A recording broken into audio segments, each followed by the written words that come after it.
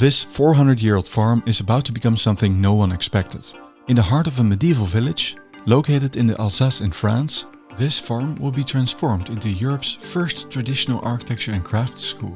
But why is a school necessary and how will they achieve it? In this video you'll hear the story of Nadia and Noé and how they started an association to make our cities and architecture more beautiful, durable and humane, as our built environment is increasingly filled with industrial, concrete boxes.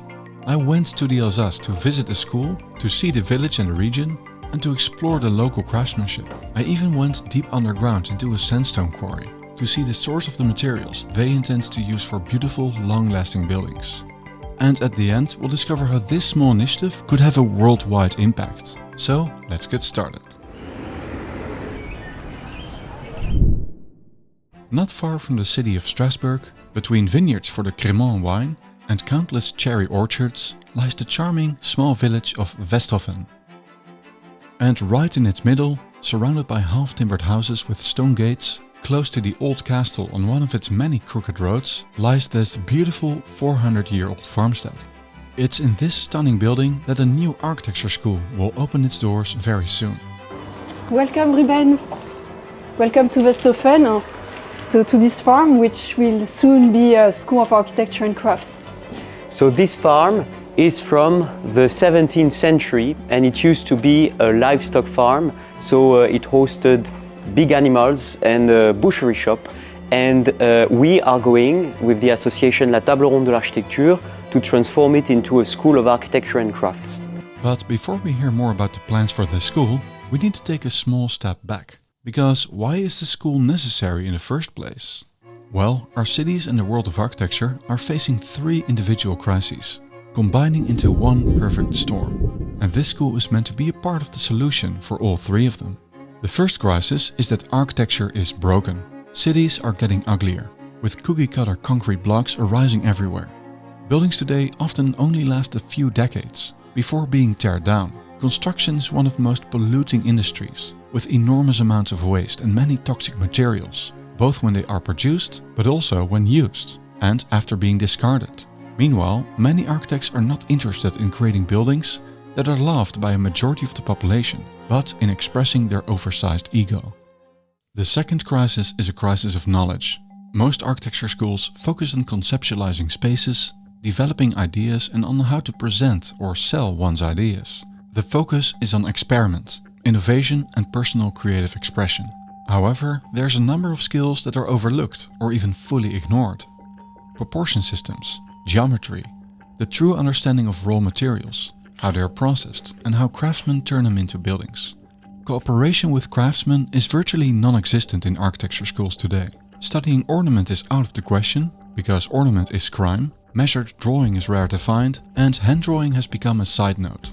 But it goes deeper than just knowledge and skills. Schools teach how to think and what to value. They set the paradigm. The Bauhaus, which changed architecture education forever, didn't just teach a style. It created a different worldview. And the worldview that is being taught now leads to more of the same. More industrial looking environments, less humane cities, and more ugliness. It is time for change. And finally, the third crisis is automation. AI is coming for many kinds of work, and architects might not be safe. If you learn how to use Revit and AutoCAD only to produce standardized floor plans and industrial facade systems, there's a big chance that AI might take over your job. So what survives automation? Well, the things that require human judgment and intelligence, work coming from human hands and human presence. Human authenticity will be the next currency, but the type of education that stimulates understanding of crafts is dead or dying. So we have a failing, ugly built environment that doesn't last, schools that produce architects lacking real skills, and AI that will soon replace them. The answer to this crisis might just start with a school. Nadia and Noé Morin are anything but average. Nadia studied architecture and Noé political sciences, and together they founded La Table Ronde de l'Architecture back in 2020. The goal of the organization is to teach and promote traditional architecture. Now, what is traditional architecture? Most people automatically think of a style, like Baroque, Classical or Art Nouveau. Truth is, it's none of those. Traditional architecture is, for us, not just a style or an accumulation of styles. It is first and foremost a method based on the knowledge of the construction crafts and designed accordingly to the natural parameters of the direct environment and what Viollet-le-Duc would have called reason. And this actually produces the aesthetic results that we call traditional architecture. But let's not just start by the end saying we try to imitate that style, which is only a result or consequence. We start by studying the building techniques, how they work, how they function, in what place, in what environment do I build, and then it produces an aesthetics. So that's how we proceed, and that's what I would call traditional architecture. You know, people call that style, but that's how it was born. It's through the study of the materials, the techniques, and then it's related to many other things, religion, local tradition, that, you know, we have ornamented symbolism, you know, within our buildings. Together, they started organizing summer schools, teaching small groups of students for a couple of weeks in the art of traditional architecture. First in the marvelous city of Bruges, later also in France, especially in the Alsace. The students learn how to observe, measure and draw by hand. They meet craftsmen and carve stone, shape timber frames and design plaster ornaments. They visit towns and villages and study the superb vernacular architecture that our ancestors built. All of this is meant to do one important thing: to teach real hard skills. But why is it so important? At university, the main issue with modernist teaching is that they throw the students into the bath of design with having zero pre-requirements or vocabulary or previous knowledge of the construction techniques and of the architecture. So basically students find themselves thrown into that bath without any notion of how to proceed, where to start, how to compose my house, what parameters to enter into this question. And so they are lost. We often have students, they are at a master's level, sometimes 5-year studies already done. Almost architects, or sometimes architects even, and they are completely lost, and they tell us that after 5-year studies at university they get on the labor market and they don't know what to do when they get into an office of architecture, because they have not been taught practically to be operational and to be and to design, basically. It's one of the greatest problems of architectural education at the moment. Having a diploma nowadays doesn't necessarily guarantee you having an understanding of how materials work in practice, or how to create buildings that last for hundreds of years. Although La Table Ronde has had many students at their summer schools, this alone wasn't enough. They needed something permanent. So they started looking for a place to settle, a place where La Table Ronde could begin a permanent school. They needed a place that was centrally located, at the heart of Europe, with plenty of craftsmen around, interesting architecture to study and natural materials to build with. A place that was beautiful and inspiring, and with ample space for expansion. Their eye fell on Westhoffen in the Alsace, where this stunning 17th century farm was for sale. And truly, it's the ideal location. Westhoffen is close to Strasbourg, a regional hub with its own airport and excellent train connections to Germany and Paris. The Alsace is located right in the center of continental Europe, relatively close to multiple countries. The region itself is truly unique as well.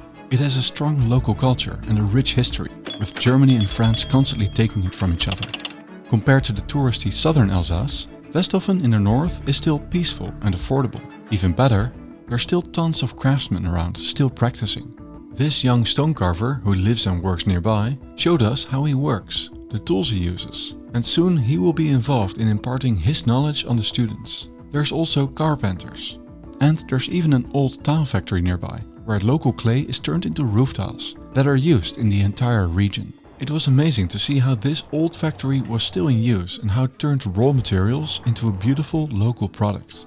That this town was meant to be for La Table Ronde became clear when Nadia and Noé discovered an actual round table in the local forest. The signs couldn't be clearer.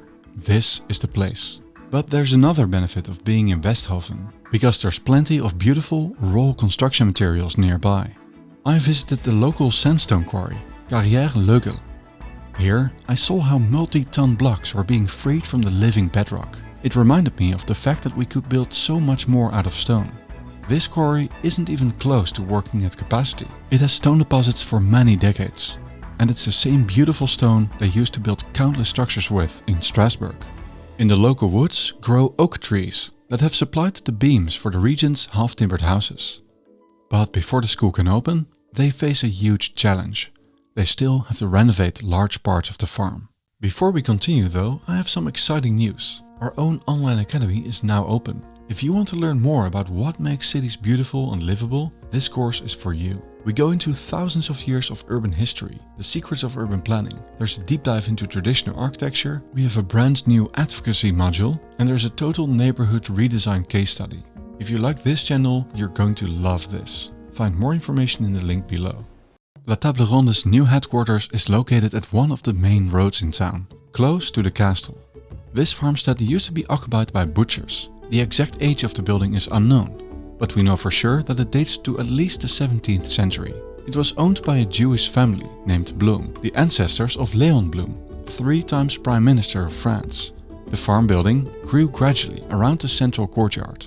Nadia shows me around. So here is the future house of the students, where we will have a cafe, and let's go to the cafe just to see.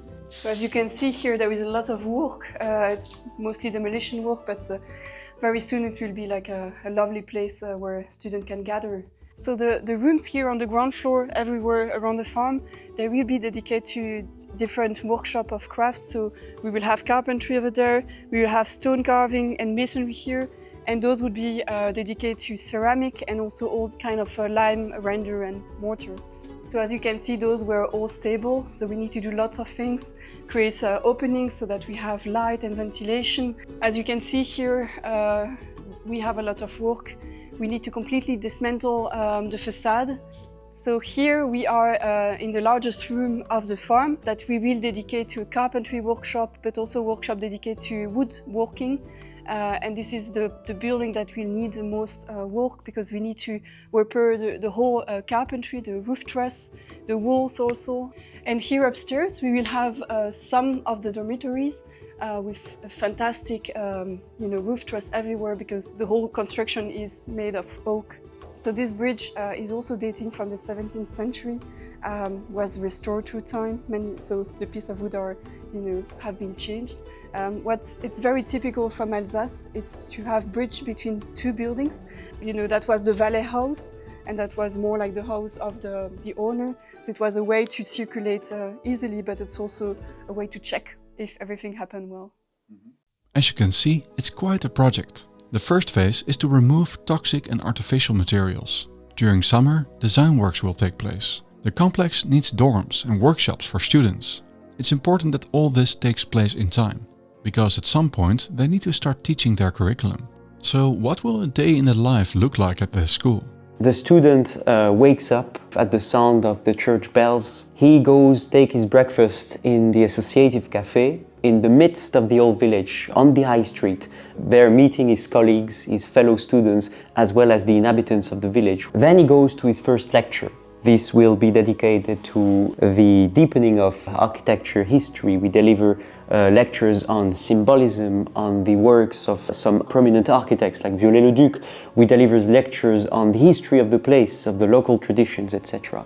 And around, let's say, the end of the morning, he takes his drawing materials and he goes to the village, in the center of the village, with a group, accompanied by teachers, where they dedicate some time to measure drawing. And then the afternoon is dedicated to the crafts and the manual work, and there the student will join a group. You have to imagine that the courtyard will be buzzing with activities, craftsmen all over the place, stone carvers, lime renderers, carpenters that will be instructing small groups of 5 to 10 students. At the end of the day, students is physically and mentally tired because it has been a very demanding day, and he joins the rest of the group for a dinner on the terrace under the last rays of the sun. And they will finish their day in the library, of course, yes. Reading books and discuss about important questions on architecture. Yes. It all sounds amazing, of course, but it gets better, because the good thing about knowledge is that it can spread. Students at Westhoffen can take this knowledge and bring it to other parts of the world and use it for new projects, new buildings and perhaps new schools. Other legendary architecture schools like the Beaux-Arts School and later the Bauhaus had similar effects. Their graduates would spread over the world, take their new knowledge with them and then practice it and teach it at home. And I think it's time for a refreshing alternative to what has been built for the last 80 years. This story is only just beginning, and it needs your help. La Table Ronde needs funding for lots of things, from the renovation and construction to books and tools. Otherwise, the path will be long before this can become a reality. With a crowdfunding campaign, the association hopes to collect 100,000 euros. Find the link to donate below. You can also become a friend of the association. I put a link for that below as well. Finally, there's one question left. Why take all this effort in an age when everything is built industrially anyway? Well, it's because craftsmanship will never fully disappear. If anything, it should become more common. There needs to be an alternative to the ugly, lifeless industrial buildings we see everywhere. There needs to be a new education, one that is not afraid to learn from the past and to apply old wisdom to future needs. One that challenges the students to move beyond the outdated and harmful dogma that defines today's architecture. And we're also doing this because we simply like it. As the saying goes, you can't just do things. And we're doing it to keep a tradition alive. As winter turns into spring in Westhoffen, the locals light a bonfire to celebrate new life. It reminds me of a quote: "Tradition isn't the worship of ashes, but the preservation of fire." And here in Westhoffen, that fire will burn brighter than ever. Thank you for watching.